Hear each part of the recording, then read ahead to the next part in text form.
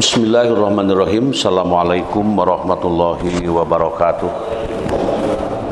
Alhamdulillah wassalatu wassalamu ala Rasulillah wa ala alihi wa sahbihi wa mawalah.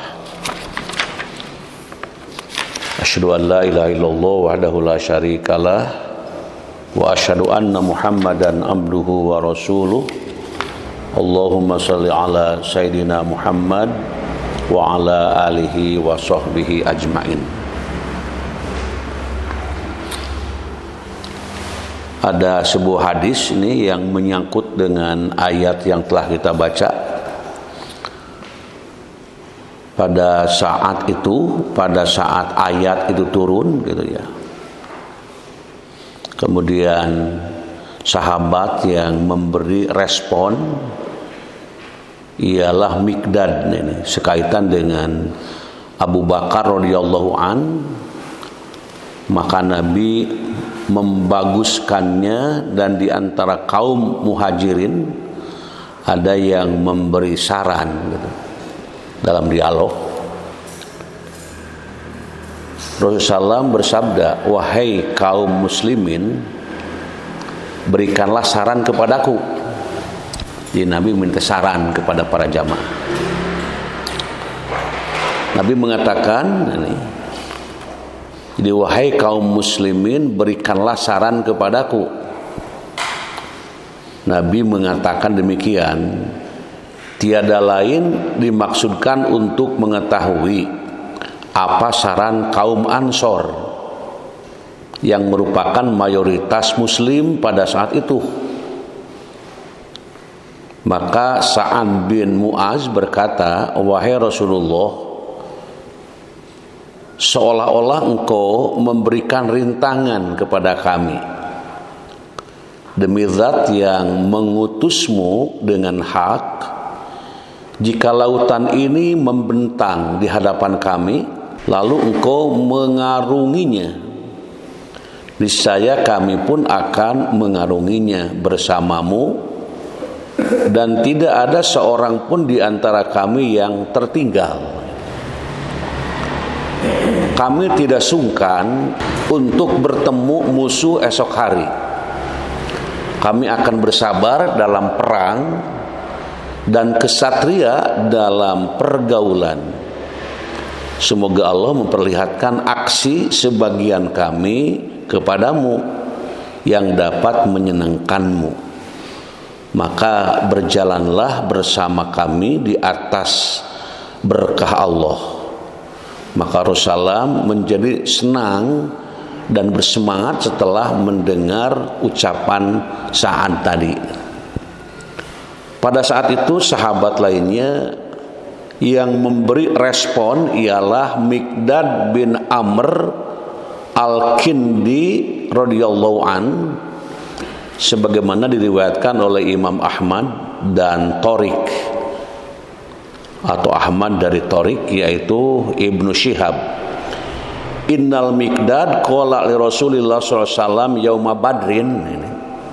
Ya Rasulullah, inna la naqulu laka kama qalat Banu Israil li Musa, idhab anta wa rabbuka faqatila inna hahuna qaiduna, walakin idhab anta wa rabbuka faqatila inna ma'akuma muqatiluna, rawahu Ahmad. Al-Miqdad berkata kepada Rasulullah SAW pada peristiwa Badar, "Ya Rasulullah, kami tidak akan mengatakan kepadamu seperti yang dikatakan oleh Bani Israel kepada Musa alaihissalam, pergilah kamu dan Tuhanmu, lalu berperanglah kamu berdua. Kami banyak duduk di sini saja.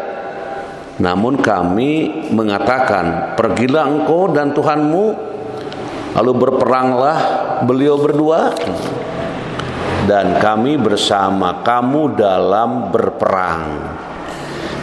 Nah, ini peristiwa yang terjadi di zaman dahulu yang diungkapkan di saat adanya ya tadi permintaan saran. Nah, ini kemudian diriwayatkan pula dari Abdullah bin Mas'ud radhiyallahu an dan berkata, aku menyaksikan suatu bukti kebenaran dari Mikdad, yaitu supaya aku menjadi sahabatnya yang paling dia cintai daripada apa yang disediakannya. Mikdad datang kepada Rasulullah SAW ketika beliau mendoakan buruk kepada kaum musyrikin. Mikdad berkata, ya Rasulullah, kami tidak akan mengatakan seperti apa yang dikatakan oleh Bani Israel kepada Musa. Pergilah kamu dan Tuhanmu, lalu berperanglah kamu berdua. Kami hendak berpangku tangan di sini saja, namun kami akan berperang di sebelah kanan, kiri, depan, dan belakangmu. Maka saya melihat wajah Rasulullah berseri-seri lantaran perkataan itu. Hadis ini diriwayatkan oleh Bukhari dalam bab perang dan dalam bab at-tafsir ataupun disebutkan at-tafasir. Nah, jadi sini juga bagaimana kekuatan para sahabat di dalam menghadapi kemungkinan ujian cobaan, terutama di saat menghadapi musuh. Namun yang keluar kata-kata dari sahabat itu memberikan semangat, gitu, memberikan dorongan, memberikan jalan supaya semua menghadapi musuh itu tidak diserahkan kepada orang tertentu dan Tuhannya seperti yang dilakukan oleh Bani Israel, gitu. Jadi Bani Israel itu seolah-olah, Musa silakan pergi Anda dengan Tuhanmu, berperanglah berdua, gitu bahasanya. Tapi di zaman Rasulullah tidak begitu bahasa itu. Justru para sahabat itu bergabung, bersatu bersama-sama, memperkuat menghadapi musuh ya, dengan berdoa, bergantung, bermohon kepada Allah Subhanahu wa taala. Memperlihatkan kekuatan, kekokohan di dalam menghadapi musuh. Nah, itu diungkapkan dalam hadis tadi. Kemudian firman Allah Ta'ala, nah di sini melanjutkan tafsir yang lalu, Musa berkata, ya Tuhanku, sesungguhnya aku hanya menguasai diriku dan saudaraku, maka pisahkanlah kami dari orang-orang yang fasik itu, gitu. yakni setelah Bani Israel menolak untuk berperang, maka Musa alaihissalam marah kepada mereka dan berkata seraya mendoakan buruk kepada mereka, ya Tuhanku, sesungguhnya aku hanya menguasai diriku dan saudaraku, yakni tidak ada seorang pun di antara mereka yang menaatiku lalu melaksanakan perintah Allah dan menanggapi perkara yang aku serukan kecuali diriku dan saudaraku Harun. Maka pisahkanlah kami dari orang-orang fasik itu. Kemudian Al-Aufi meriwayatkan dari Ibnu Abbas, yakni putuskanlah persoalan antara kami dan mereka. Ad-Dohahak yang mengatakan putuskanlah permasalahan antara kami dan mereka, serta bukalah kesamaran yang ada antara kami dan mereka. Nah, itu saking ya mungkin jauh dan susahnya untuk mengajak, untuk bersujud, sehingga akhirnya munajat, memohon kepada Allah, meminta kekuatan batin gitu, meminta kelancaran dalam menghadapi musuh-musuh tadi. Dikatakan hanya berdua saja, Musa dan Harun gitu. Jadi yang lainnya itu tidak memberikan sokongan, dukungan, karena memang mereka itu tadi katakan orang-orang fasik. Apa orang fasik? Orang fasik itu orang apa? Orang fasik, naon fasik teh? Fasik teh orang yang tahu hukum tapi melaksanakan kesalahan, itu fasik. Mencuri teh tidak boleh, gitu misalnya gitu ya. Tapi kalau peluang kesempatan mencuri gitu, nah itu fasik. Salat teh wajib, tapi ada keharamah teu naon, dah eta fasik gitu. Jadi seolah-olah perkara yang sudah ditentukan itu diketahuinya, namun dijadikan pelanggaran dalam perjalanannya. Ngomongkan batu tidak boleh, tapi dah aya anu ngamimitian terus lagi gitu, tah gitu ya. Nah itulah namanya fasik. Coba nanti dilihat di di penjelasan dan contoh tentang orang fasik itu. Ada beberapa istilah-istilah dalam agama kita. Ada kata munafik, ada fasik, ada murtad, ada kafir, ya. Kemudian ada lagi apa lagi? Munafik. Ya munafik, nah gitu. Jadi istilah-istilah. Kalau dalam istilah yang bagus lagi, ada muslim, ada mukmin, ada muhsin, ada muhlis, ada mutakin, ada solihin, tuh ada ibadur rahman, itu juga istilah-istilah. Jadi istilah untuk siapa itu ada dalam tuntunan ajaran kita. Kemudian juga firman Allah Ta'ala, Allah berfirman, sesungguhnya tanah itu diharamkan atas mereka selama 40 tahun, sedang mereka terlunta-lunta di muka bumi. Nah ini, setelah Musa mendoakan buruk kepada mereka karena mereka menolak untuk berjihad gitu ya, maka Allah memutuskan dengan mengharamkan mereka memasuki Baitul Muqaddas selama 40 tahun.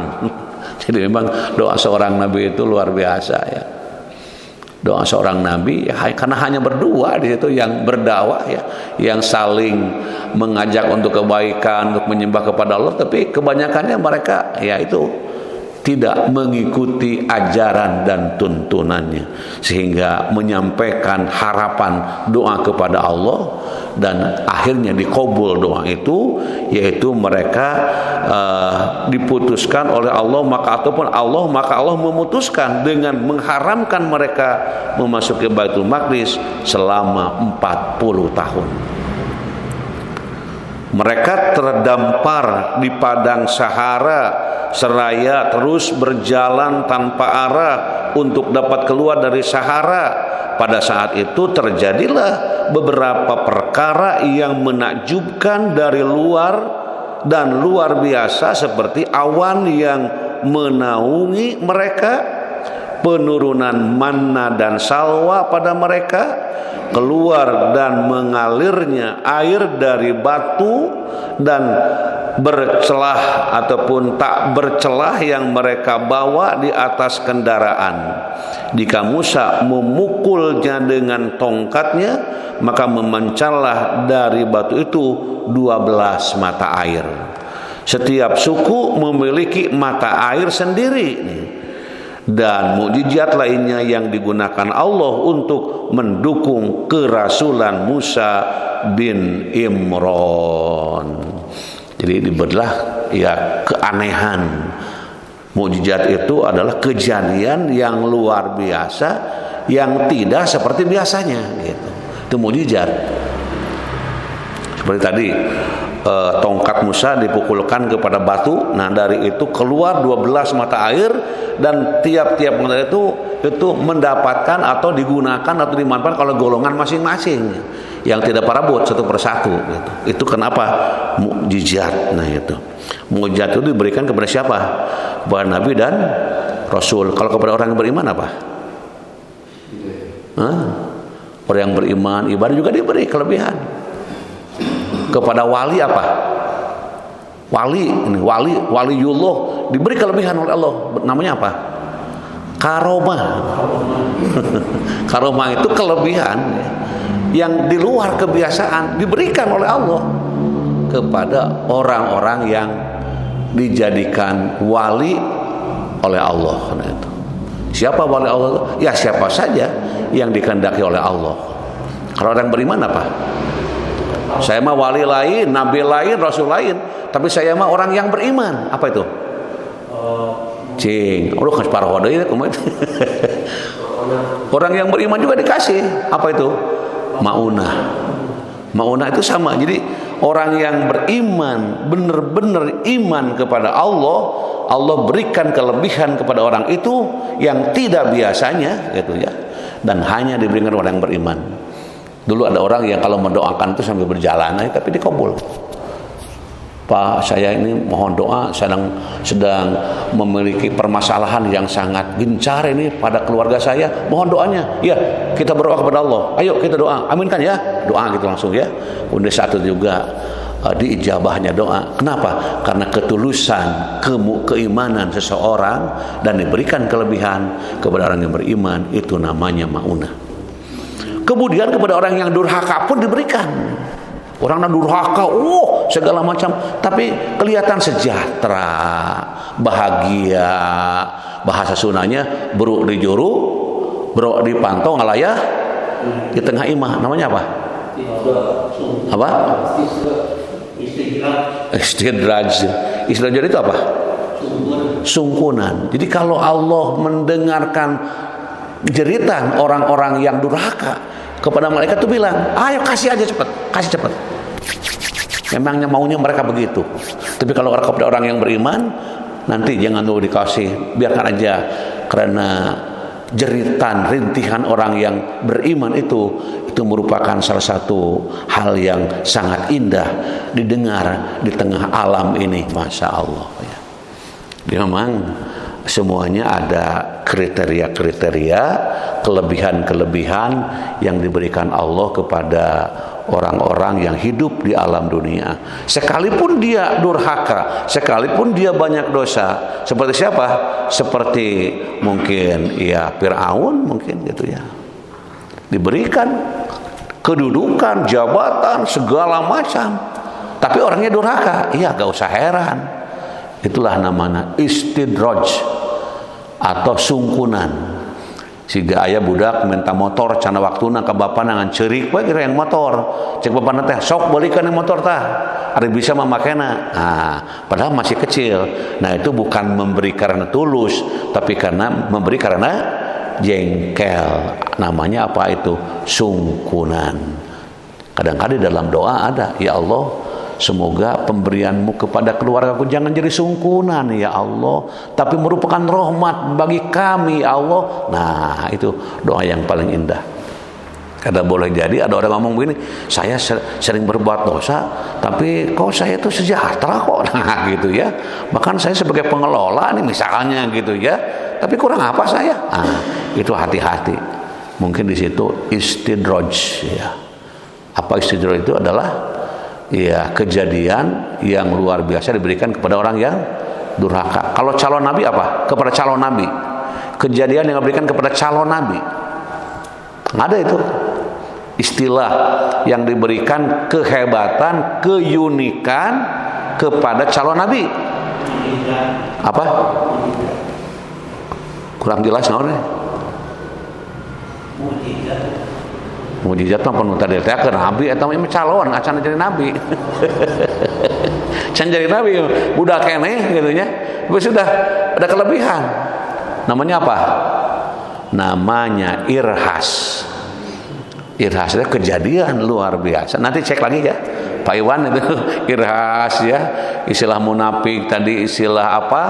Istilah ya hal-hal yang dalam penjelasan memang ada irhas, ada mukjizat, ada maunat ya. Kemudian ada apa? Istidraj tuh gitu yang diberikan kepada orang-orang yang diungkapkan tadi. Nah, itulah pengajian kita pada pagi hari ini menjelang pengajian umum, dan walaupun di musim hujan tampaknya ini tetap karena pengajian di rumah masing-masing, tidak melangkahkan kaki, kecuali melangkahkan kaki dari tempat tidur ke tempat membuka laptop mungkin. Mudah-mudahan semuanya menjadi pahala yang diberikan oleh Allah Subhanahu wa taala.